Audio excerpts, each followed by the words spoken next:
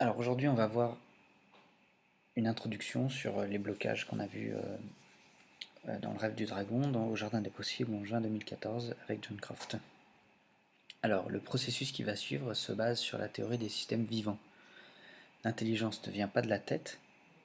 L'intelligence, c'est un processus qui connecte l'individu à l'environnement et qui connecte en retour l'environnement à l'individu. Alors, il y a 4 étapes. Stimulus, il y a forcément quelque chose qui stimule votre projet. Mais vous pouvez avoir tous les stimuli du monde. Pour qu'il y ait un effet, ce stimulus a besoin de franchir un seuil. Le seuil est comme une porte d'entrée par laquelle le stimulus a besoin de passer. Et c'est là que la différence fait la différence. Suite à cela, il y a une action qui se passe, et à cette action produit une réponse. On a donc 4 étapes: le stimulus, le seuil, l'action et la réponse. Le stimulus de votre projet, c'est finalement une intention. Mais vous pouvez avoir toutes les intentions du monde, elles ont besoin là aussi de franchir un seuil. Et ce seuil, c'est de transformer l'intention en possibilité. Quand l'intention devient une possibilité, il va se passer un changement dans votre comportement. On a ensuite une réponse qui est un feedback à votre intention.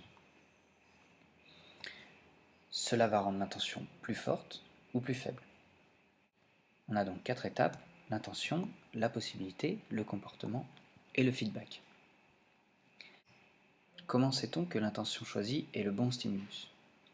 Il existe en fait 3 relations. La relation entre soi et l'environnement, entre soi et son intention, et la relation entre soi et soi-même. Et si ces 3 relations sont positives, on peut dire qu'on a la bonne intention. Comment sait-on que la possibilité est réelle? Si la possibilité est réelle, c'est qu'il y a une connexion entre la possibilité et l'environnement. C'est le contexte du projet. Si le contexte est bon, c'est qu'il y a une vraie possibilité, sinon cela signifie que ce n'est pas une bonne possibilité. Il existe aussi un symptôme avec le comportement, c'est la construction de l'engagement.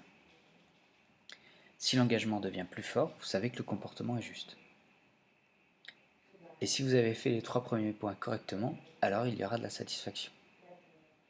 On a donc à nouveau 4 étapes, qui sont la relation, le contexte, l'engagement et la satisfaction. Mais alors, au lieu de parler du stimulus de l'intention dans les relations, du seuil des possibilités dans le contexte, de l'action du comportement dans l'engagement et de la réponse du feedback dans la satisfaction, on parlera de rêve, de planification, d'action et de célébration. Ça, c'est donc les 4 étapes clés du rêve du dragon, c'est la base. Mais souvent les gens passent du rêve à l'action. On sait que 90% des projets échouent de la planification à l'action à cause de cette fausse idée de l'intelligence. On peut aussi avoir un conflit à l'intérieur de soi-même, au sein de l'équipe, ou alors on ne célèbre pas suffisamment. Toutes ces raisons sont en fait des blocages. Nous allons voir qu'il y en a à tous les niveaux, du rêve à la célébration, en passant par la planification et l'action. Alors, le blocage du rêve, c'est lorsqu'on ne reconnaît pas ce que l'on voit. Le blocage dans la planification, c'est de ne pas dire ce que l'on pense. Le blocage dans l'action, c'est de ne pas faire ce que l'on dit. Et beaucoup de projets sont bloqués là. Les gens disent « Ok, je vais faire ça », mais en fait, ils ne le font pas. Enfin, le blocage dans la célébration, c'est de ne pas voir ce que l'on a accompli. Donc voilà les 4 blocages. Alors, rappelons-nous, on a 4 étapes. Le stimulus, le seuil, l'action et la réponse. Ces 4 étapes sont fractales. Cela signifie que dans chaque palier, on retrouve les 4 étapes. Donc, par exemple, dans le palier du stimulus, on va retrouver le stimulus, le seuil, l'action et la réponse. Et ainsi de suite. Mais voyons ça de plus près. La première étape, c'est donc le stimulus. Ce stimulus est connecté à l'individu, c'est la conscience. Vous pouvez avoir toute la conscience du monde, cela ne fera pas de différence car elle a besoin de passer un seuil. Et ce seuil, c'est la motivation.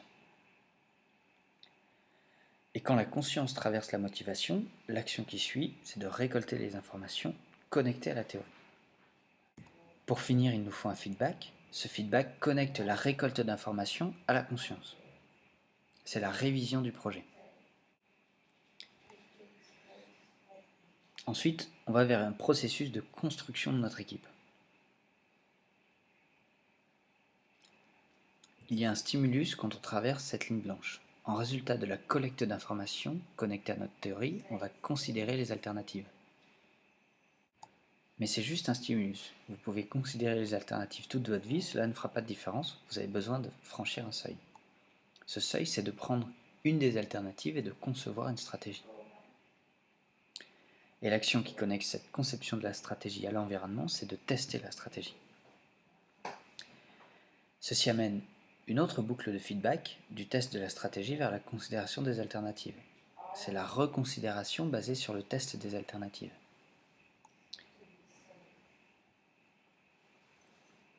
Les deux parties que l'on vient de voir appartiennent à la théorie. Tester, c'est se rapprocher de la pratique et donc de l'action, ce qu'on va voir maintenant. Ici, le stimulus est lié à l'environnement, c'est l'implémentation. L'implémentation, c'est-à-dire la mise en œuvre, le développement de votre projet. Le seuil qui suit, c'est-à-dire la planification de l'action, c'est l'administration et la gestion. L'action nécessaire qui vient ensuite est connectée à la pratique, c'est à ce moment-là que l'on a besoin d'évaluer la progression du projet. Et cette évaluation va nous reconnecter à l'implémentation, c'est là qu'on réévalue notre projet. Et vous aurez peut-être besoin de répéter cette boucle plusieurs fois lors de vos projets. Donc, on a rêvé notre projet, on l'a planifié et on l'a fait. C'est un super travail. Ce qu'on doit faire maintenant, c'est traverser cette ligne de l'environnement pour revenir à l'individu. Après avoir fait le rêve, la planification et l'action, vous allez vous apercevoir que vous allez acquérir plein de nouvelles compétences liées à la pratique. Encore une fois, c'est pareil, vous pouvez passer le reste de votre vie à acquérir des compétences, cela ne fera pas de différence, vous devez franchir un seuil. Ce seuil, ce sont les résultats transformatifs. Les résultats qui vont apparaître pour l'individu sont des résultats qui vont aussi apparaître sur l'environnement. Basé sur ces résultats, il va y avoir une action qui connecte les résultats à l'individu, c'est-à-dire discerner avec sagesse. Le feedback ici, c'est la réflexion, c'est voir ce que l'on a accompli. Voilà, donc on a ces 12 étapes sur la roue du rêve du dragon. Et on remarque quelque chose, c'est que la conscience a 3 connexions. Elle est connectée à la sagesse, à la motivation, et aussi à une autre connexion de l'autre côté de la roue, c'est la conscience de l'implémentation qui va faire de votre projet une réussite. Et si on bouge ces 3 liens d'un pas vers la droite, on s'aperçoit que la motivation est connectée à la conscience et à la collecte d'informations, qui sont connectées à travers la roue par l'administration et la gestion. Parce que l'administration et la gestion ont besoin de rester connectés à la motivation. Sinon, il y aura un blocage. Et si la motivation ne soutient pas l'administration et la gestion, il va y avoir des conflits dans votre projet. Un pas vers la droite, récolter des informations, ça va être lié à la motivation, mais aussi à considérer des alternatives. Et cette collecte d'informations est reliée à l'évaluation de la progression. Et ainsi de suite. Considérer des alternatives, c'est récolter des informations, c'est aussi concevoir une stratégie. Et c'est en lien avec l'acquisition de nouvelles compétences. Et on peut faire ça avec toutes les étapes de la roue. Et enfin, par exemple, discerner avec sagesse, c'est en lien avec les résultats transformatifs et la conscience. Et c'est aussi en lien avec tester la stratégie. Voilà, donc on a vraiment ces 12 étapes clés. Alors, quels sont les blocages qui vont apparaître dans ces 12 étapes? Si vous ne rêvez pas de manière efficace, dans la première étape, vous passerez de la conscience à l'inconscience, de la motivation à la démotivation, et au lieu de récolter des informations, vous allez avoir de la désinformation. Vous allez prendre trop d'informations et vous allez plus savoir faire le tri. Au lieu de considérer des alternatives, vous allez éliminer des alternatives. Au lieu de dessiner une stratégie commune, un groupe va manipuler l'autre. Au lieu de tester la stratégie, vous allez vous penser invulnérable. Au lieu de l'implémentation, il y aura de la coercition et du contrôle. Au lieu de l'administration et de la gestion, il y aura de l'arrogance et de l'orgueil. Et ce qui se passe ensuite quand on joue un jeu gagnant-perdant au niveau de l'évaluation des progrès, c'est que l'évaluation va essayer de voir qui est coupable et qui a tort. Et le symptôme qui peut se montrer là, c'est la punition. C'est pour cela que les gens ont peur de l'évaluation. On a tous des expériences de ça. Les écoles sont basées sur ça. La coercition et le contrôle, l'arrogance et la punition. Et ensuite, dans la célébration, le problème qu'il va y avoir, c'est qu'au lieu d'acquérir de nouvelles compétences, on va perdre des capacités. Au lieu d'avoir des résultats transformatifs, on va avoir des résultats perdants, perdants, perdants. Et au lieu de discerner avec sagesse, on va faire preuve d'une ignorance aveugle. Voilà, donc là on voit bien les 12 blocages qui peuvent apparaître autour du projet.